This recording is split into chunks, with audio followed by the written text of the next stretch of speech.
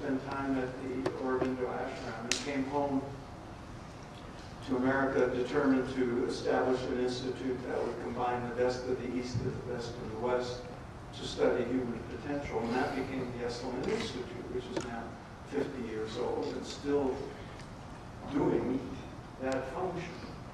And among the people who would be teaching there in the early days were Aldous Huxley and Joseph Campbell and Houston Smith and Alan Watts. It had a tremendous impact and still does. They have institutes studying consciousness and so forth, in addition to a lot of frivolous stuff that made them famous.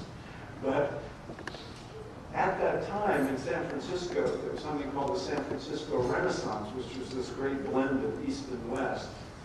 And among the people who were hanging around there at Esalen was the great innovator in psychology, Abraham Maslow. You all know Maslow's work and how it changed the nature of psychology, leading to self-actualization theory and the introduction of spiritual development into the field of psychology. All that grew out of the exposure to Vedanta and to a certain extent Buddhism in those years. This place, the American Academy of Asian Studies, was very popular. This is Alan Watts on the right, and Haridas Chaudhuri, who was sent here by Aurobindo and others who were teaching in Asian religious teachings. And they were influencing important artists and thinkers in San Francisco. And out of that came certain institutions, some of which still exist for the blending of East and West. Among the people studying with them were the beat poets, like Allen Ginsberg, and so you find these ideas seeping into the counterculture and the beatnik culture, which leads us to the 1960s and the big explosion of, well, what do you call it? Strangeness and hippiedom. Now, many of you probably weren't here then, but some of us were. Some of us may even be in that picture. It was a strange time, and of course, most famous for the abuse of drugs and mind-expanding drugs and all kinds of indulgences and excesses, some of which led to casualties. But it was a time of great spiritual awakening. Because underlying all that was this desperate search for meaning of life and truth, and who are we and what is our place in the universe. And if you were young then, most of the conventional answers weren't satisfying. So we looked elsewhere. And one of the places we looked was India. Then I was in that. I was part of that. And that's when I was reading Aldous Huxley and the Prabhupada Ishwar Gita and their Yoga Sutras and the text on Vedanta. That's when things started to percolate. Alan Watts became the leading translator and exponent of all the Asian spiritual traditions. And it was genuine seeking in the air for many of us. And India was a big part of that. Some of it was trivial and foolish, but it hit home deeply to many, many people. And some of it came through music. And this is an example of how the arts were a means of transmission of these teachings. So you had this.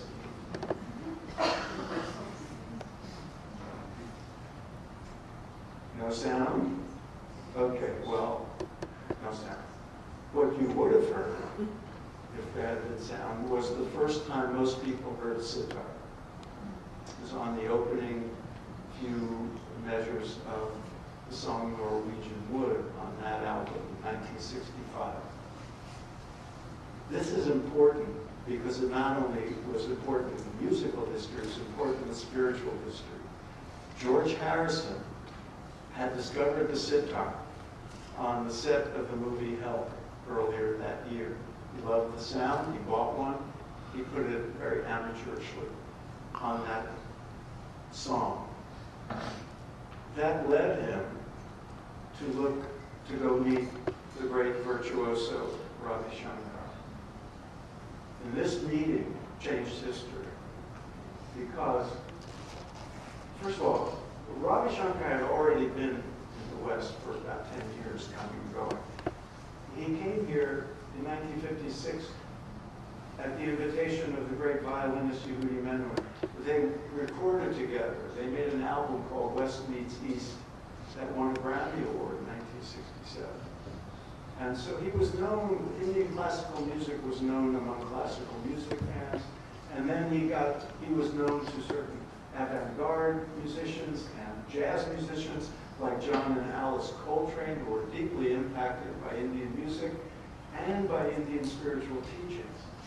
Alice Coltrane, after her husband's death, went on and became a Swami, and she had her own ashram in Southern California. Paul Horn was a great jazz flutist who made albums in India. Philip Glass, many of you know, in fact, wrote a great opera based on the life of Ramakrishna. These people all came to these spiritual teachings through music, and then so did many, many other people. So when George Harrison went to India to study with Ravi Shankar, study sitar, two things happened. First, Ravi Shankar became a superstar because it was one thing to be known by classical musicians, but another to be embraced by the most famous pop musicians in the world. So he was suddenly playing to audiences of thousands of people, all young people, at rock concerts. And he became an emissary not just for Indian music, but for Indian spiritual teachings. And he would tell these young people, you shouldn't be coming here on drugs, you should be practicing meditation, you should look in, if you like this music, you should know where it comes from. And it comes from this great tradition of spirituality. And it had a big impact on people because everybody looked up to him. The other thing it did was turn George Harrison into a genuine and deep spiritual seeker and practitioner. And that really was world-changing. When George, we all call them by their first name, when George was in India with Ravi Shankar, Ravi Shankar recognized the spiritual seeker in him and wanted him to be immersed in the spiritual teachings. And so he gave him some books to read. He gave him the autobiography of the yogi, and he gave him Swami Vivekananda's Raj Yoga. Years later, George Harrison would say this about life with the Beatles. We had lots of material things, and we learned that we still lacked something. Swami Vivekananda said, if there's a God, we must see him. If there's a soul, we must perceive it. Otherwise, it is better not to believe. It is better to be an outspoken atheist than a hypocrite. At last, I found someone who made sense, and I wanted to go deeper into it.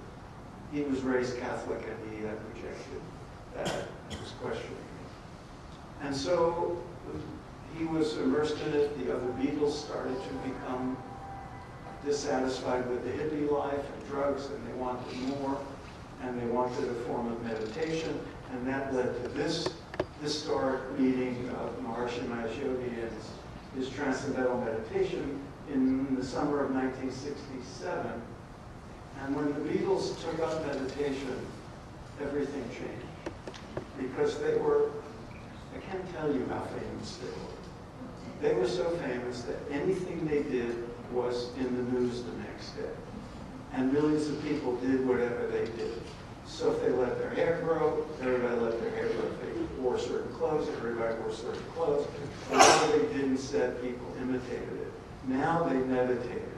This was, no one knew about it. Very few people. The people who would come to the Vedanta Society or to the Vedanta, they were a small number of people then. As important as they were. Suddenly it was mass knowledge. It was front page news. It was the cover story of magazines. It was on television. And here was John Lennon and George Harrison saying, oh, we don't do drugs anymore, we meditate. Every young person in the world now had to do whatever they did. So the word mantra enters the vocabulary. The word guru enters the vocabulary. The word ashram enters the vocabulary. This was massive, and it was global.